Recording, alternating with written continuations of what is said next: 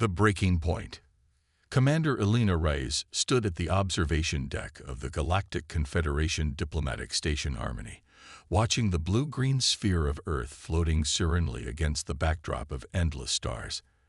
After 3 years as Earth's military liaison to the Confederation, she still found the view breathtaking. But today, her appreciation was overshadowed by the weight of the data crystal clutched in her palm.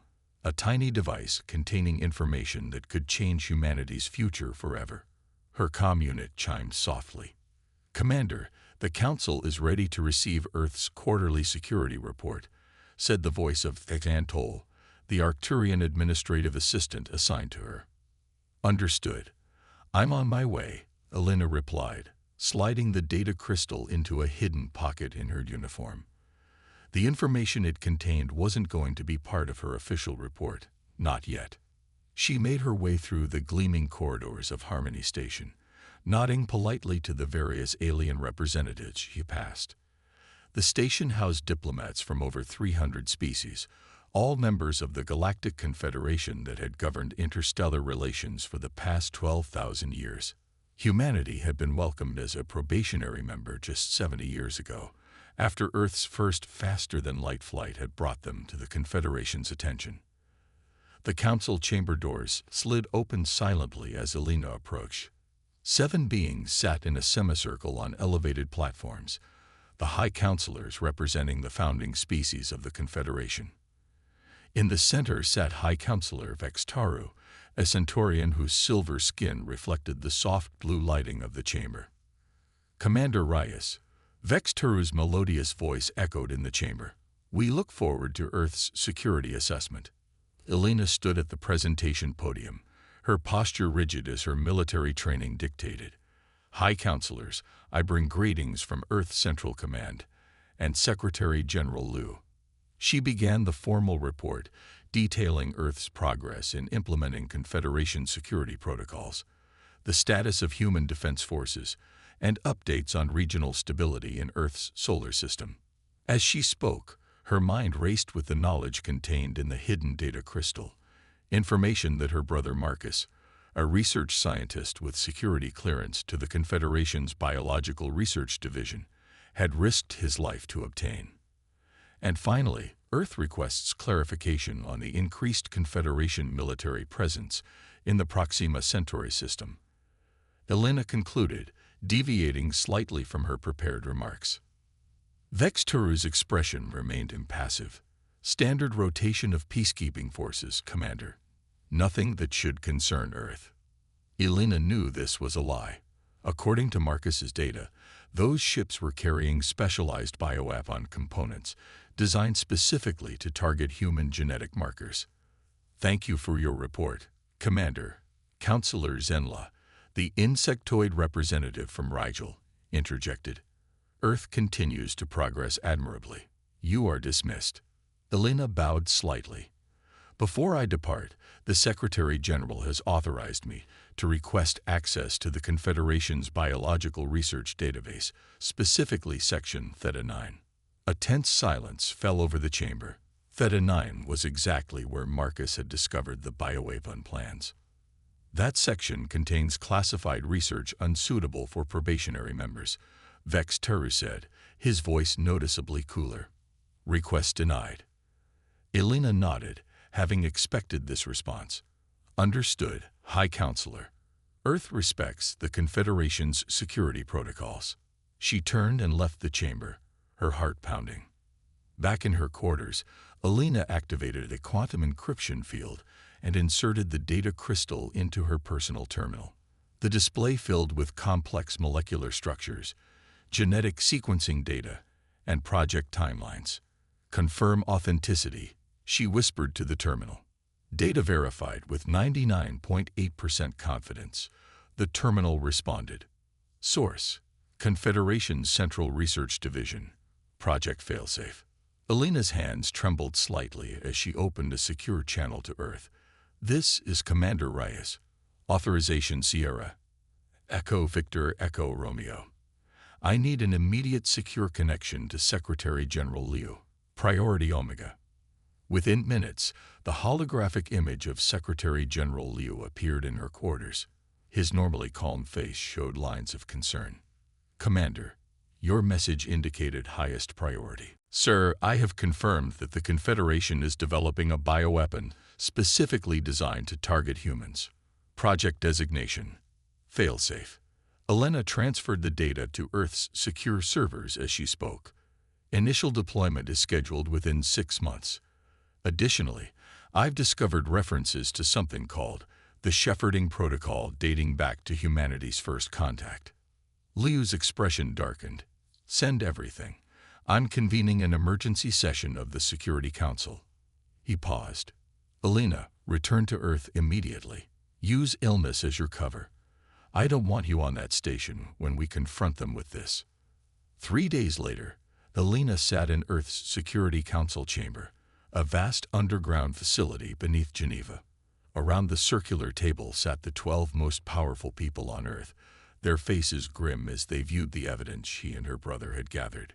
Dr. Kenzo Yamamoto, Earth's leading xenobiologist, stood to address the council. "The bioweapon is sophisticated, designed to appear as a natural pandemic that would affect only humans. But what's more disturbing is what Commander Rice's brother discovered about the shepherding protocol." He projected a timeline onto the center of the table. "For 70 years, we believe the Confederation discovered us when we achieved FTL travel. The truth is they've been monitoring Earth for over 10,000 years. They've systematically suppressed our technological development, introduced diseases to control our population, and manipulated our genetic evolution." Stunned silence filled the room. "Why?" asked Defense Minister Okafor. "If they could have wiped us out at any time, why the elaborate charade?" Dr. Yamamoto pointed to another set of data. "Humans have unique neurological patterns that make us extraordinarily adaptable and innovative. The Confederation has been harvesting human creativity while keeping us contained. The bioweapon isn't meant to exterminate us. It's designed to make us more docile, to reduce our cognitive capabilities while preserving our creative potential." Secretary General Liu stood slowly. "So we're livestock to them. Valuable for what we can produce, but too dangerous to allow true freedom." "Precisely," Yamamoto confirmed. "And according to these files, we're not the only species they've treated this way. There are at least 30 other managed species in similar positions throughout the Confederation." Elena watched as the implications sank in around the table. Anger, fear, and determination played across the faces of Earth's leaders. "Options?" Liu asked simply. Admiral Cheng, the head of Earth's Space Force, spoke up. "We can't win a conventional war. Even with our recent technological advancements, the Confederation outmatches us in every category." "Then we don't fight conventionally," said Dr. Sophia Diaz, head of the Advanced Physics Division. She looked around the table before continuing. "For the past decade, my team has been working on what we call Project Blackout. It was originally designed as a defensive system to protect Earth from cosmic threats, but it could be repurposed." She activated her tablet, and a complex schematic appeared in the air. "The Confederation's power comes from its integrated quantum network. Their ships, their communications, their weapons, even their economy all function through this network. Project Blackout could essentially create a quantum barrier around our solar system that would sever us from their network, while allowing us to maintain our own." "You're suggesting we disappear," Liu said slowly. "Cut ourselves off completely." "Yes," Diaz confirmed. "But more than that. The quantum mathematics involved would essentially place Earth and our solar system into a slightly different phase of reality. We'd exist in the same physical location, but would be undetectable and unreachable by conventional means." "How long would it take to implement this?" asked Minister Okafor. "With full resources, 3 months." Liu looked around the table. "If we do this, we're not just protecting ourselves. We're declaring that the Confederation's 10,000-year reign is built on lies and exploitation. The ramifications will extend far beyond our solar system." "Then perhaps it's time those ramifications came to light," Elena said quietly. The Confederation presents itself as a beacon of cooperation and advancement, but it's built on subjugation and control. If Earth can break free, maybe others will follow. After hours of debate, the decision was made. Earth would prepare for independence while gathering more evidence and reaching out to potential allies among other species. The next 3 months saw feverish activity as Project Blackout was expanded from a theoretical system to a network of quantum transmitters placed throughout the solar system. Elena returned to Harmony Station with new orders to formally address the Confederation Council one final time, presenting Earth's evidence and ultimatum. As she prepared for the confrontation, she received an encrypted message from her brother. They know something's happening. Security around Theta 9 has doubled. Be careful. On the day of reckoning, Elena stood once more before the council, but this time the chamber was filled with representatives from all Confederation species. Secretary General Liu stood beside her, along with a small delegation from Earth. High Counselors, distinguished representatives, Liu began. For 70 years, humanity has honored its commitments to the Confederation. Today, we come before you with grave concerns that challenge the very foundation of our relationship. Elena activated the display system, projecting the evidence of Project Failsafe and the shepherding protocol for all to see. Gasps and murmurs filled the chamber as the details became clear. These are internal Confederation documents, Elena explained. They prove that Earth, and many other worlds, have been systematically manipulated, controlled, and exploited by the Confederation leadership. The bioweapon currently in development is simply the latest method of control. High Counselor Vextaru rose, his silver skin flushing dark with anger. This is a security breach of the highest order. Guards detain the Earth delegation. But before the guards could move, Liu raised his hand. Any action against us will trigger immediate consequences. Earth is prepared to sever all ties with the Confederation. We have already begun the process. Impossible, scoffed Counselor Genla. No world can exist outside the Confederation. Watch us, Elena replied. Earth hereby formally withdraws from the Galactic Confederation. We reclaim our sovereignty and independence, effective immediately. As chaos erupted in the chamber, Elena received confirmation on her secure comm. Project Blackout was ready. The countdown had begun. You have 24 hours to withdraw all Confederation personnel and assets from the Sol system, Liu announced over the commotion. After that, Earth will implement complete separation. As guards moved toward them, the Earth delegation activated emergency transporters, disappearing from the council chamber in flashes of blue light. Their ship, waiting with engines hot, broke from Harmony Station and jumped to FTL before Confederation vessels could intercept them. The breaking point had arrived. In 24 hours, Earth would either gain true independence or face the wrath of a power that had ruled the galaxy for 10,000 years. The new frontier. Dr. Sophia Dias stood in Earth's Quantum Defense Command Center, deep beneath the Himalayas. Around her, hundreds of scientists and engineers monitored the final preparations for Project Blackout. On the main screen, a countdown showed less than 10 minutes remaining. Confederation fleet approaching Mars orbit, announced Admiral Cheng over the comm. 37 vessels, including 3 dreadnoughts. Secretary General Liu's hologram appeared in the center of the command floor. Status report. All systems nominal. Dias responded. Quantum transmitters are synchronized. Shield generators at 100% capacity.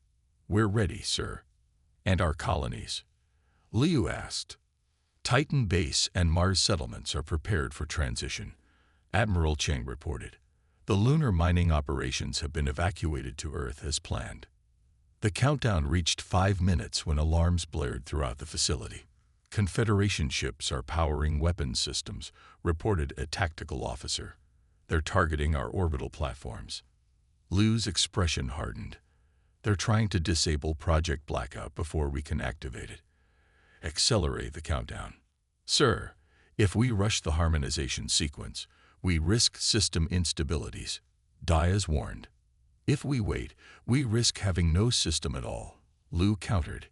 Do it. Diaz nodded to her team, and the countdown accelerated. 3 minutes. 2 minutes. The facility shook as distant explosions indicated the beginning of the Confederation's attack. 1 minute. Diaz called out. All personnel, brace for quantum transition. Commander Elena Reyes stood on the observation deck of Earth Defense Command, watching as Confederation energy beams lanced down from orbit, targeting key defense installations. This was the moment everything would change. Activating Project Blackout in 5, 4, 3, 2, 1. A wave of blue-white energy erupted from transmitters placed throughout the solar system. The wave expanded outward, encompassing Earth, then the Moon, Mars, and finally the outer planets. As the quantum barrier formed, the Confederation weapons fire seemed to distort, then pass harmlessly through where Earth had been. Transition complete, Diaz announced, her voice filled with awe. The quantum barrier is stable. We're out. On monitors throughout the command center, they watched as Confederation ships halted their attack, clearly confused. Sensors and targeting systems swept the space where Earth had been, finding nothing. It worked, Elena whispered. We're still here, but they can't see or reach us. Not just that, Diaz added, studying the readings. We've shifted slightly out of phase with normal spacetime. We exist in what I'm calling a quantum bubble, a pocket dimension that overlaps with normal space, but remains separate from it. Liu's hologram smiled for the first time in days. Send the message to all Earth citizens and colonies. Operation Severance is complete. Earth is free. Within hours of Earth's disappearance, reports began filtering in through the emergency quantum communication system Diaz's team had established. The system allowed Earth to monitor Confederation communications while remaining undetectable. The Confederation is in chaos, Intelligence Director Takashi reported during the first post-severance Security Council meeting. Their quantum network is experiencing cascading failures across multiple sectors. Explain, Liu prompted. It appears we underestimated our importance to their system, Takashi said. Over the past 70 years, the Confederation integrated human innovations into the core functioning of their network. When we severed ties, those systems began failing. Elena leaned forward. What about the other managed species? Are there any reports about them? Takashi nodded, pulling up new data. Uprisings have been reported on at least 12 worlds. It seems our public declaration and evidence struck a chord. The next 6 months brought unprecedented changes for humanity. Freed from Confederation restrictions, Earth scientists made leaps in technology that would have taken decades under the controlled development imposed by their former overlords. New quantum communication systems allowed instant contact across the solar system. Breakthrough propulsion technology reduced travel time between Earth and Mars from months to days. Medical advances eliminated diseases that had plagued humanity for centuries, many of which, they now knew, had been deliberately introduced by the Confederation to control population growth. Most significantly, Dr. Diaz and her team refined Project Blackout, learning to create selective openings in the quantum barrier that would allow Earth ships to venture beyond the solar system while maintaining the security of their hidden dimension. We can essentially create quantum tunnels, she explained during a briefing with military and scientific leadership. Our ships can travel through them, invisible to Confederation detection, and emerge anywhere in the galaxy. This capability led to Earth's next bold move, Operation Outreach. Using stealth ships equipped with quantum tunnel generators, Earth began contacting other subjugated species, sharing technology to break free from Confederation control and join Earth's growing alliance of free worlds. The Neveri, a species of brilliant engineers whom the Confederation had kept as technical servants for millennia, were the first to join. The Durathi, whose homeworld's resources had been exploited to near depletion, followed soon after. Within a year, 7 former Confederation species had joined the alliance, each bringing unique strengths and knowledge. Meanwhile, the Confederation grew increasingly desperate. Their once stable network continued to deteriorate without human innovation to maintain it. Reports indicated that the High Council had devoted massive resources to locating Earth, even developing new technologies specifically to pierce the quantum barrier. Elena Reyes, now Admiral and Commander of Earth's first exploration fleet, led the mission to what had once been humanity's first colony outside the solar system, Aurora, a habitable moon orbiting a gas giant in the Ta-Ceti system. The Confederation had seized control of Aurora during the severance, taking the 2,000 colonists hostage in an attempt to force Earth's return. Preparing for quantum emergence, Elena announced from the bridge of the EA's Defiance, "All hands, battle stations." The fleet of 20 Earth ships emerged from their quantum tunnel directly above Aurora. The 5 Confederation vessels orbiting the moon were caught completely by surprise. Their sensors had detected nothing until Earth's ships were already firing. The battle was brief and decisive.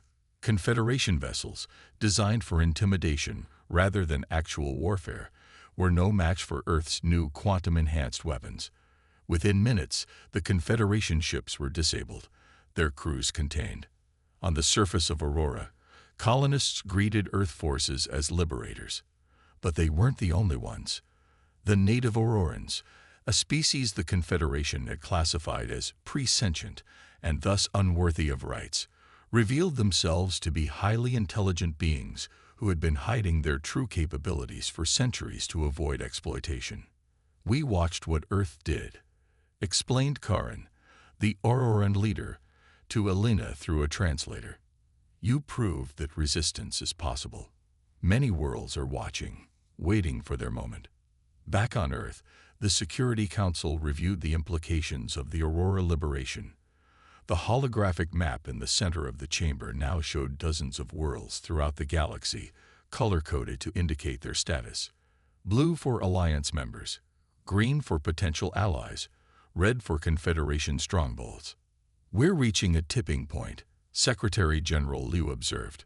"Each world that breaks free weakens the Confederation's grip on others." Admiral Cheng nodded in agreement. "Our intelligence suggests that even some founding species are questioning the High Council's leadership. The narrative they've maintained for 10,000 years is crumbling." Elena, attending via hologram from the Defiance, spoke up.